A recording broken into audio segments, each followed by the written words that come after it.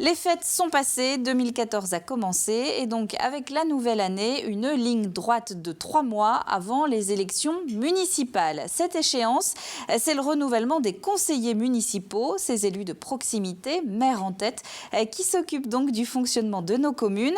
Le chantier du nouveau stade va-t-il bientôt commencer? Comment maintenir le bureau de poste ouvert? Ou encore quel budget pour rénover le lavoir? Ce vote nous concerne tous. Carle Laboureux.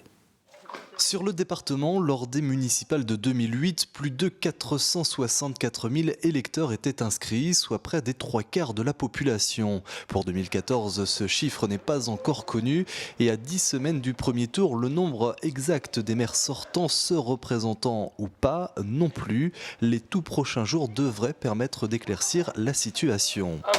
Ce que l'on sait déjà, c'est que 2 grands changements marqueront le scrutin. D'une part, les électeurs seront appelés aux urnes pour élire leurs représentants municipaux, mais aussi pour élire ceux qui siègent dans les structures intercommunales, les communautés de communes bien souvent. C'est une nouveauté, ces derniers seront élus par les citoyens directement et non plus par le conseil municipal. Et puis l'autre modification, c'est le mode de scrutin dans les communes de plus de 1000 habitants.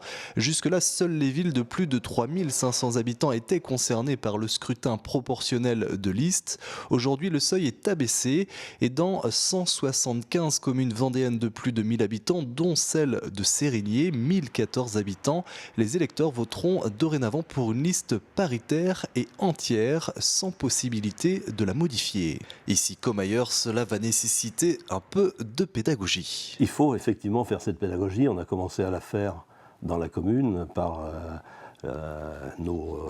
nos prospectus habituels, mais il faut continuer puisque nos aînés, lorsqu'on les questionne, ils continuent de nous dire « nous voulons panacher, nous voulons rajouter, supprimer ».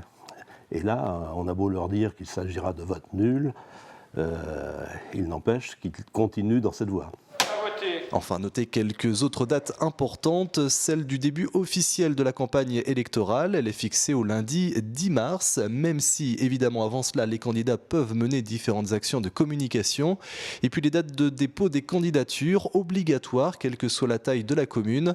Les candidats ont du 6 février au 6 mars pour déposer leur liste. Le 6 mars, date limite, c'est dans moins de 2 mois maintenant. Le compte à rebours est donc lancé.